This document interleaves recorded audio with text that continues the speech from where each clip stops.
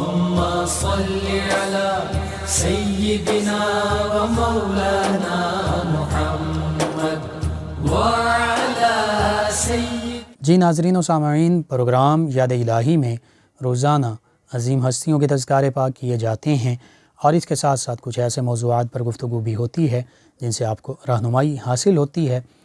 آج استقبال رمضان المبارک کے حوالے سے، رمضان المبارک کی آمد ہے، ہماری زندگیوں کا حصہ رمضان المبارک انشاءاللہ۔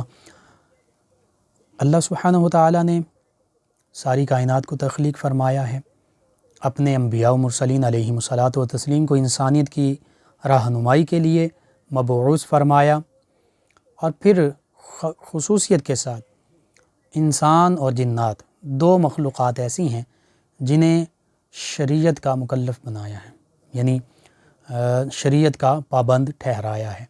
قرآن مجید فرقان حمید میں سورہ زاریات میں 27ویں پارے میں ارشاد فرمایا وما خلقت الجن والانس الا لیعبدون، کہ ہم نے انسان اور جنات کو صرف اور صرف اپنی عبادت کے لیے پیدا فرمایا ہے۔ اور عبد، انسان کو عبد بھی کہتے ہیں، اور عبد کی جمع عباد ہے، تو نحن عباد اللہ، ہم اللہ کے بندے ہیں۔ تو عبد کا معنی ہے بندہ، تو بندہ جو ہے وہ بندگی سے ہوتا ہے۔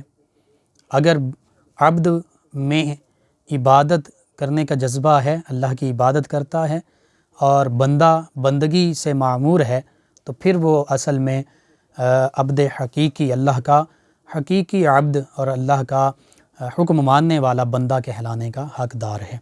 اللہ سبحانہ و تعالی معبود ہے، ہم عبد ہیں، ہم عابد ہیں، ہم اس کی عبادت کرنے والے ہیں۔ اللہ سبحانہ و تعالی مسجود ہے، ہم ساجد ہیں، ہم سجدہ کرنے والے ہیں۔ اللہ سبحانہ و تعالی خالق ہے، ہم مخلوق ہیں۔ اللہ سبحانہ و تعالی پیدا فرمانے والا ہے، ہمیں اس نے پیدا فرمایا ہے۔ تو یوں اللہ سبحانہ و تعالی مسجود ہے، ہم ساجد ہیں، تو یوں انسان بندہ مومن وہ ہمہ وقت اللہ سبحانہ و تعالی کی یاد میں محو بھی رہتا ہے، مشغول بھی رہتا ہے، اور اس کی زندگی کا مرکز و محور یہی ہوتا ہے کہ میرا رب مجھ سے راضی ہو جائے، اور جو اللہ کا حکم ہے اس کے مطابق میں اس کی عبادات جو ہیں وہ کر سکوں۔ تو یوں قرآن مجید فرقان حمید میں جہاں 12 مہینوں کا تذکرہ موجود ہے، وہیں پر 4 حرمت والے مہینوں کا تذکرہ موجود ہے، اور یہ بھی اللہ سبحانہ و تعالی نے فرما دیا کہ یہ 12 مہینے اس دن سے ہیں جب سے اللہ کی کتاب میں اس دن سے موجود ہیں، اللہ نے لکھ دیے ہیں جب سے اس زمین و آسمان کو تخلیق فرمایا ہے۔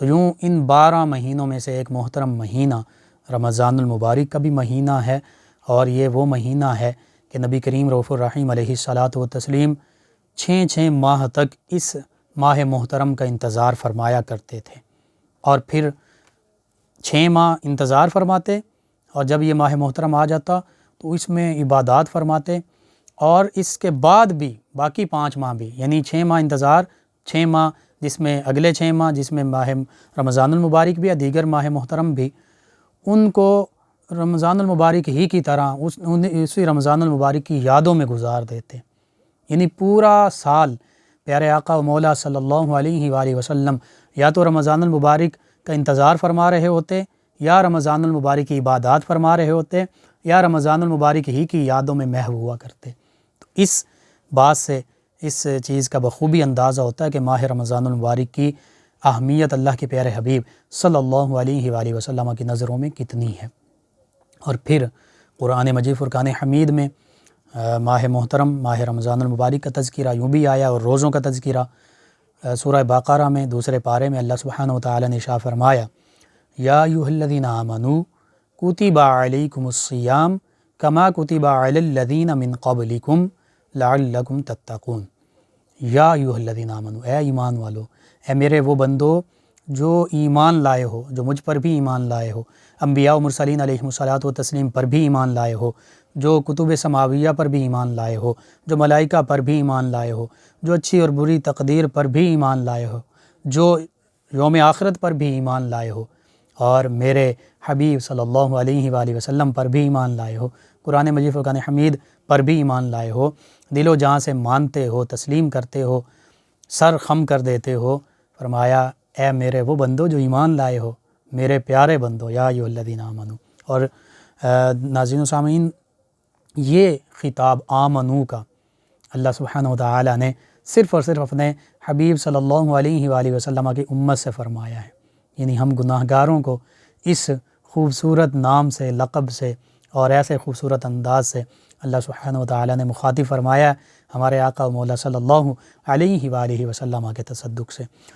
امت محمدیہ صلی اللہ علیہ وآلہ وسلم سے پہلے کسی بھی امت کو اس نام سے مخاطب نہیں کیا گیا۔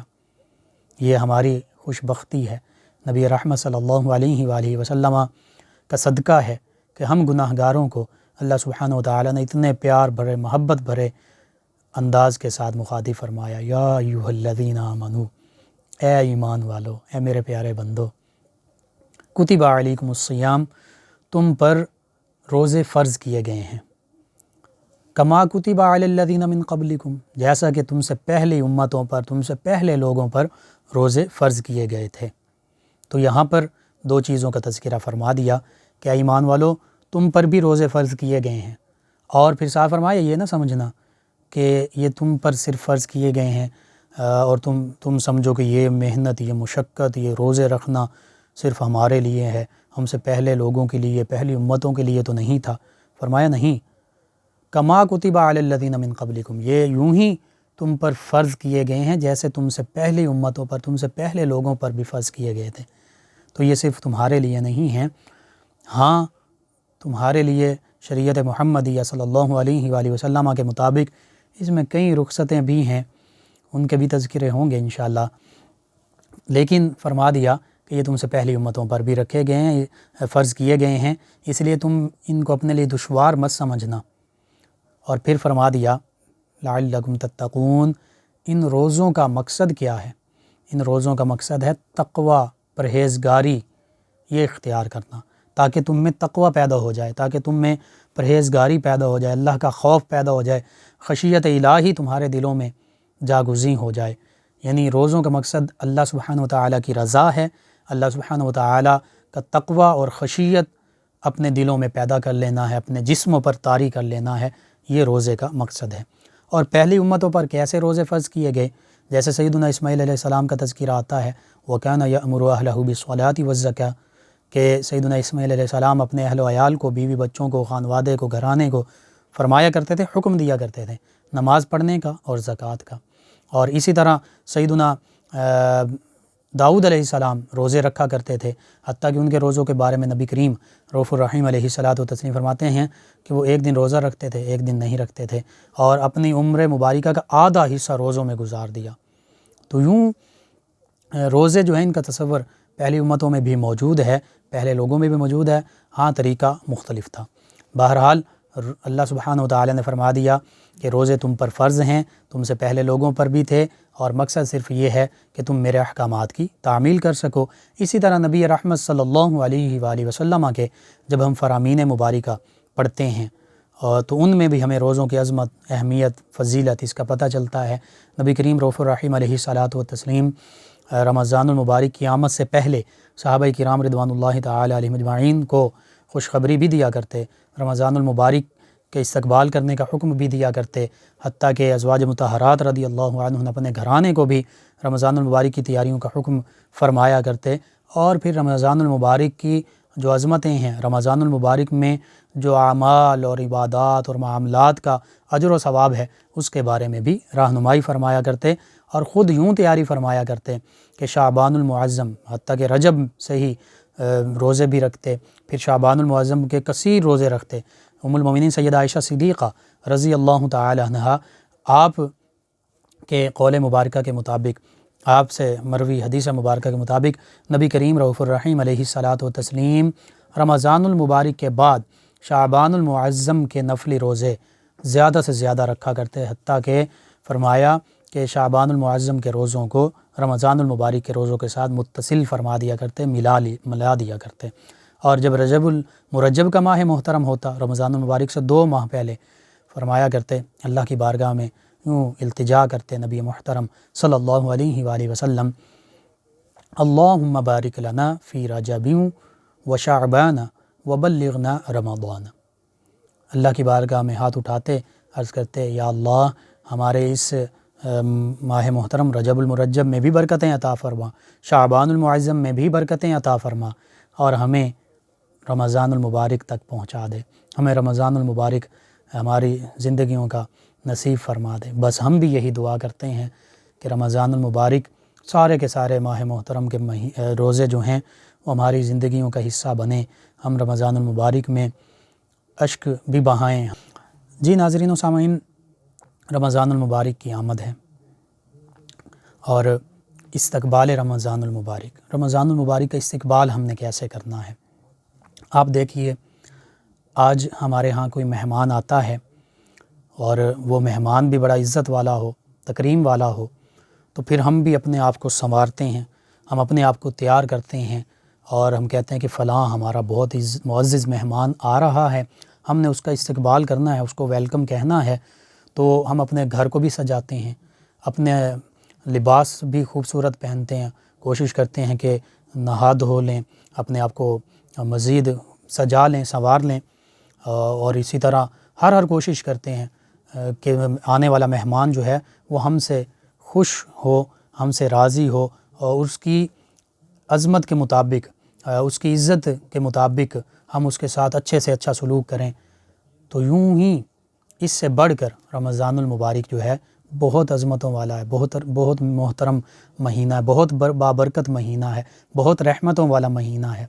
تو پھر ہمیں چاہیے کہ ہم اس ماہ محترم کے استقبال کے لیے یوں تیار ہوں کہ اپنے ظاہر اور باطن کو پاک کر لیں، نہ صرف لباس اور جسم پاک کریں بلکہ اپنے اذہان، اپنا ذہن پاک کریں، برے خیالات سے اپنے دلوں کو پاک کر لیں، اللہ کے پیارے حبیب صلی اللہ علیہ وآلہ وسلم کے علاوہ دیگر محبتوں سے، دنیا کی محبت سے، لالچ سے، حرص سے، ہوس سے، بغض سے، کینے سے، حسد سے، ان برائیوں سے اپنے دلوں کو پاک کر لیں، اپنے ظاہر و باطن کو سنوار لیں، اور پھر ماہ محترم رمضان المبارک کا استقبال کریں تو دیکھیں کیسے رمضان المبارک کی رحمتیں، برکتیں ہماری زندگیوں کا حصہ بنتی ہیں، اور پھر ہمیں کیسے لطف محسوس ہوتا ہے، کیسے اللہ کا کرم جو ہے وہ ہمارے شامل حال ہوتا ہے، اور پھر دل سے ہمارا یہ دل کرے گا خود بخود کہ ہم روزے بھی رکھیں، ہم خشوع و خضوع کے ساتھ اللہ کی بارگاہ میں حاضر بھی ہوں، سر بسجود بھی ہوں،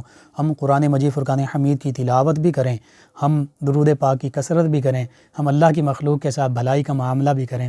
پھر دیکھیے جب ہم اپنے آپ کو بالکل صاف کر لیں گے، پاک کر لیں گے، تو پھر دودھ دیکھیے، دودھ جب اگر گندا برتن ہو تو اس میں دودھ ڈالیں اور پھر اس کو ابالنے پر دھریں ابالنے کے لیے، تو وہ دودھ جو ہے خراب ہو جاتا ہے۔ دودھ کے بارے میں بھی بزرگ بڑے کہا کرتے تھے کہ یہ اللہ کا نور ہے، پاک برتن میں، صاف برتن میں اس کو لینا ہے۔ تو یہ جو ہمارے جسم کا برتن ہے اور اس میں اللہ کا نور، اللہ کا ذکر یہ داخل ہونا ہے، قرآن کریم کی تلاوت، درود پاک کی کثرت، اللہ کے احکام اور رمضان المبارک کی رحمتیں داخل ہونی ہیں، برکتیں داخل ہونی ہیں۔ تو اس برتن کو اگر ہم پاک نہیں کریں گے تو پھر کیا وہ نور جو ہے اللہ کا، وہ اللہ کی رحمتیں وہ اس میں داخل ہوں گی؟ اگر داخل بھی ہوں گی تو وہ کیا ہمیں اس طرح فیض یاب ہو سکیں گے؟ نہیں ہو سکیں گے، یوں ہی ہوگا جیسے وہ دودھ خراب ہو جاتا ہے، اسی طرح ہم بہراور نہیں ہو سکیں گے۔ تو کوشش کرنی ہے کہ رمضان المبارک کا بڑے اچھے طریقے سے ہم نے استقبال کرنا ہے، اس ماہ محترم میں اپنے گناہوں سے توبہ کرنی ہے، اللہ کی بارگاہ میں سچی توبہ، یا ایھا الذین آمنوا توبوا الی اللہ توبۃ نصوحا، اللہ سبحانہ وتعالی نے یہ ہمیں حکم دیا ہے، اے میرے بندو، اے ایمان والو، اللہ کی بارگاہ میں توبۃ النصوح کر لو، پکی سچی توبہ کر لو۔ پکی سچی توبہ کے بارے میں علماء فقہا نے کہا کہ یہ ایسے ہے جیسے تیر کمان سے نکل جائے تو واپس نہیں آتا، جانور کے تھنوں سے دودھ نکل آئے تو وہ واپس نہیں ڈالا جا سکتا۔ تو یوں ہی توبہ کا مطلب یہ ہے کہ جس گناہوں سے جب توبہ کر لی تو پھر ان گناہوں کی طرف دوبارہ واپس نہ پلٹا جائے۔ رمضان المبارک کی جب آمد ہوتی، نبی کریم رؤوف الرحیم علیہ الصلاۃ والتسلیم صحابہ کرام سے کس طرح مخاطب ہوتے، اس کے تذکرے احادیث مبارکہ میں موجود ہیں۔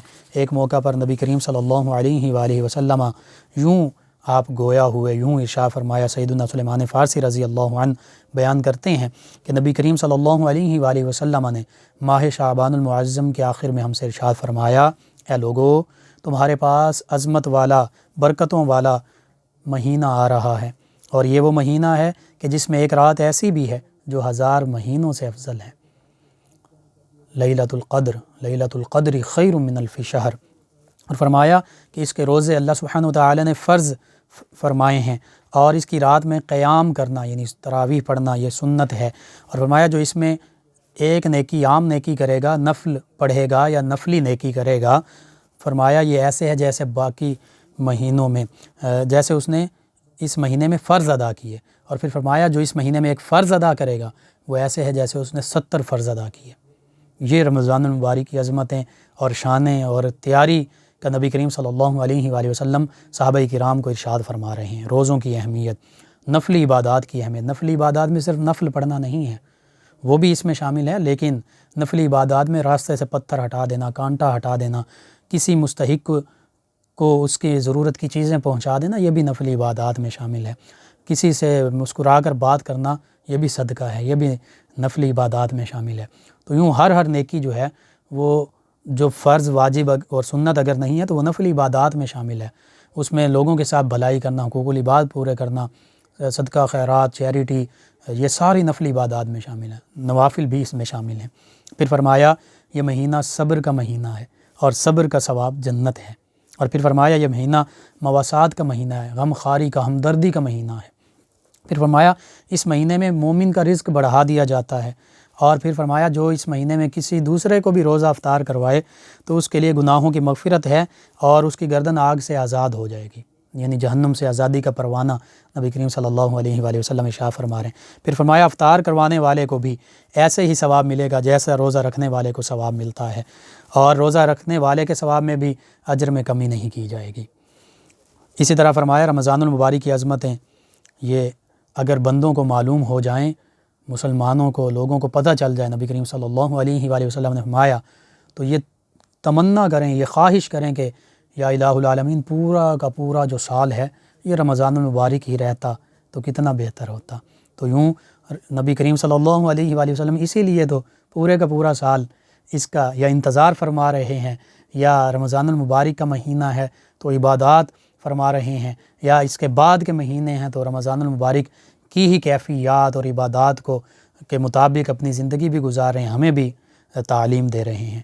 تو اس لیے آج ضرورت اس امر کی ہے کہ ہم رمضان المبارک جو مقدس اور محترم مہینہ ہے، اللہ اور اس کے پیارے حبیب صلی اللہ علیہ وآلہ وسلم کے احکامات کے مطابق، فرامین کے مطابق اس کا استقبال بھی کریں، تیاری بھی کریں، اس کے روزے بھی رکھیں، اور کوشش کریں کہ بحیثیت مسلمان ہم سے کسی قسم کی کوئی ایسی کمی کوتاہی نہ رہ جائے کہ جس پر بعد میں ہمیں پھر پچھتانا پڑے۔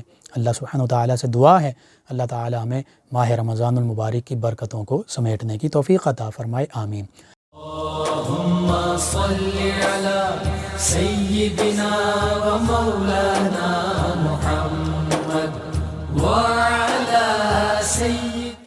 ناظرین و سامعین، اس دوران ہمیں جوائن کیا ہمارے لسنرز ہیں نبیل صاحب، اور یہ کہتے ہیں کہ میں نبیل ہوں لکمان بھائی ڈی ٹائپ سے، پروگرام کو انہوں نے پسند کیا، سلام کہا۔ جی وعلیکم السلام، شکریہ آپ کا کہ آپ ہمیں سماعت کر رہے ہیں۔ اور ان کے علاوہ ہمارے ایک اور لسنر، نام انہوں نے نہیں لکھا، کہتے ہیں السلام علیکم۔ جی وعلیکم السلام۔ انہوں نے کہا کہ حریم فاطمہ کا معنی بتا دیں۔ جی حریم حرمت والی، عزت والی، اور فاطمہ آگ سے روکنے والی، آگ سے بچانے والی، بہت خوبصورت نام ہے حریم فاطمہ، یہ اس کا معنی ہے۔ زین صاحب ہیں، انہوں نے ہمیں جوائن کیا ہے، یہ کہتے ہیں السلام علیکم۔ جی وعلیکم السلام۔ یہ کہتے ہیں کہ مجھے آپ کا پروگرام بہت اچھا لگتا ہے۔ جی شکریہ آپ کا۔ انہوں نے پوچھا کہ کہتے ہیں کہ میرے ایک دوست کو بواسیر ہے، اس کے لیے کوئی حل بتا دیں۔ جی انجیر جو ہے اس کو کھایا جائے، اور یہ حدیث مبارکہ میں گنٹھیا، جوڑوں کے درد اور بواسیر کے لیے نبی کریم صلی اللہ علیہ وآلہ وسلم نے اس کے کھانے کی رغبت دلائی ہے، تو اس کو کھایا جائے۔ اور اس کے ساتھ ساتھ امراض سے شفا کے لیے یا سلام یا محیی یا سلام یہ پڑھ سکتے ہیں، یا شافی الامراض اس کی کثرت کر سکتے ہیں۔ انشاءاللہ اللہ سبحانہ وتعالی شفا عطا فرمائے گا۔ خالد گلزار پوری صاحب نے ہمیں جوائن کیا ہے اور یہ کہتے ہیں پروگرام بہت اچھا ہے، اللہ تعالیٰ آپ کو خوش رکھے۔ جی آمین، اللہ تعالیٰ آپ کو، تمام لسنرز کو، تمام مسلمانوں کو خوش رکھیں۔ کہتے ہیں کہ کیا نماز کے دوران کوئی وسوسہ آ جائے، خیال آ جائے تو نماز قضا تو نہیں ہو جاتی، یعنی ختم تو نہیں ہو جاتی؟ غالباً ختم فاسد کا ہی آپ نے کہا کہ ٹوٹ تو نہیں جاتی، یہی کہنا چاہتے ہیں آپ؟ جی، وسوسہ آنے سے نماز نہیں ٹوٹتی، اور اس میں پھر دو چیزیں ہیں۔ خود بخود کوئی وسوسہ آ جائے، شیطانی وسوسہ، تو اس پہ کوئی گرفت نہیں ہے۔ ہاں، خود سوچ کر اور ان چیزوں کی جانب یا دنیاوی معاملات یا کوئی بھی ایسے چیزوں کی جانب خیال نہیں لے جانا چاہیے، یہ منع ہے۔ لیکن اگر شیطان کی طرف سے آپ نہیں سوچ رہے، آپ اس جانب نہیں خیال لے جا رہے، لیکن شیطان کی طرف سے آگے، تو پھر اس پر کوئی گرفت نہیں۔ پھر اس معاملے میں یہ عرض کر دوں، پہلے بھی بارہا میں نے عرض کیا کہ جب ہم نماز پڑھ رہے ہوں تو نماز الصلاۃ معراج المؤمنین، مومن کی معراج ہے۔ تو معراج کہتے ہیں بلندی، یعنی اس دوران ہم اللہ کا قرب پا رہے ہوتے ہیں۔ سیدنا علی المرتضیٰ کرم اللہ وجہ الکریم کا وہ قول مبارکہ کیا فرماتے ہیں کہ اگر جب میں یہ چاہتا ہوں کہ میں اللہ سے گفتگو کروں، اللہ سے باتیں کروں، اپنی التجائیں اللہ کی بارگاہ میں پیش کروں، تو فرماتے ہیں پھر میں نماز پڑھتا ہوں۔ تو یوں اس قول مبارکہ کے مطابق جب ہم نماز پڑھیں تو اس کا مطلب ہم اللہ سبحانہ وتعالی کی بارگاہ میں اپنی عرضداشت جو ہے، عرضیاں پیش کر رہے ہیں، اپنی گزارشیں پیش کر رہے ہیں۔ تو پھر ہمیں پتہ بھی ہونا چاہیے نا کہ ہم عرض کیا کر رہے ہیں۔ ایک بندہ آج عام طور پر کسی بھی آفیسر کے پاس جائے، کسی گورنمنٹ کہیں بھی امداد کے لیے، کسی بھی معاملے کے لیے جائے، کہیں اپلیکیشن دے، تو اسے پتہ ہوتا ہے کہ میں نے اپلیکیشن پہ لکھا کیا ہے، اور پھر اس کے مطابق وہ بڑے ادب سے، بڑے اچھے طریقے کے ساتھ وہ اپلیکیشن سبمٹ کرواتا ہے، دیتا ہے۔ تو بلا تشبیہ بلا تمثیل اللہ سبحانہ وتعالی کی ذات تو مالک الملک ہے، وہ تمام بادشاہوں کا بادشاہ ہے۔ جب اس کی بارگاہ میں حاضر ہو رہے ہیں تو جو عرض کر رہے ہیں، ہمیں پتہ تو ہو ہم اللہ کی بارگاہ میں عرض کیا کر رہے ہیں۔ تو اس لیے جو ہم نماز پڑھتے ہیں اس کا ترجمہ، اس کا معانی و مفاہیم ہمیں پتہ ہونا چاہیے، تو ان پر غور و فکر ہونا چاہیے کہ ہم اللہ کی بارگاہ میں کیا عرض کر رہے ہیں۔ حتیٰ کہ اولیاء کاملین، صالحین اور فقہاء نے تو نماز کا وہ طریقہ لکھ دیا ہے، یہاں تک وہ کہتے ہیں کہ جب اللہ اکبر کہو، تکبیر تحریمہ پڑھ لو، نماز میں شامل ہوگے، تو یہ تکبیر تحریمہ کہتے ہی اس کو اس لیے ہیں کہ یہ ہر چیز کو حرام کر دیتی ہے۔ تکبیر تحریمہ، تکبیر کہتے ہیں اللہ کی بڑائی، اللہ اکبر کہا، اللہ کی بڑائی بیان کی، تحریمہ یہ حرمت والی ہے، ہر چیز کو حرام کر دیتی ہے۔ اب نماز میں اللہ کی بارگاہ میں حاضر ہو گئے تو دنیاوی معاملات، دیگر تمام چیزیں ختم، ہم پر حرام ہو گئیں۔ اب ہم صرف اللہ کی بارگاہ میں حاضر ہیں، اللہ کی پاکی بیان کریں گے، اللہ کی بارگاہ میں التجائیں کریں گے، اللہ سبحانہ وتعالی کی بارگاہ میں اللہ سے ہماری ملاقات ہو رہی ہے، اپنی عرضداشت عرض جو ہے وہ پیش کر رہے ہیں۔ تو اس لیے ہمیں اپنی جو نماز پڑھ رہے ہوتے ہیں ان کے معنی اور مفہوم پر توجہ ہو، اللہ کی ہیبت و جلال پر ہماری توجہ ہو، اور یوں عبادت کریں جیسے ہم اللہ کو دیکھ رہے ہیں، ورنہ کم از کم اللہ سبحانہ وتعالی تو ہمیں دیکھ ہی رہا ہے۔ تو پھر انشاءاللہ کسی قسم کے وسوسے بھی نہیں آئیں گے، اور انشاءاللہ خشوع و خضوع بھی حاصل ہوگا، نماز میں دل بھی لگے گا۔ محمد وسیم صاحب ہیں، یہ کہتے ہیں السلام علیکم۔ جی وعلیکم السلام۔ کہتے ہیں مفتی صاحب آپ کا پروگرام بہت اچھا ہے، بہت کچھ سیکھنے کو ملتا ہے۔ جی آپ کا شکریہ، تمام لسنرز کا شکریہ کہ آپ پروگرام کو سماعت کرتے ہیں، اپنی پسندیدگی سے، اپنے فیڈ بیک سے ہمیں آگاہ کرتے ہیں۔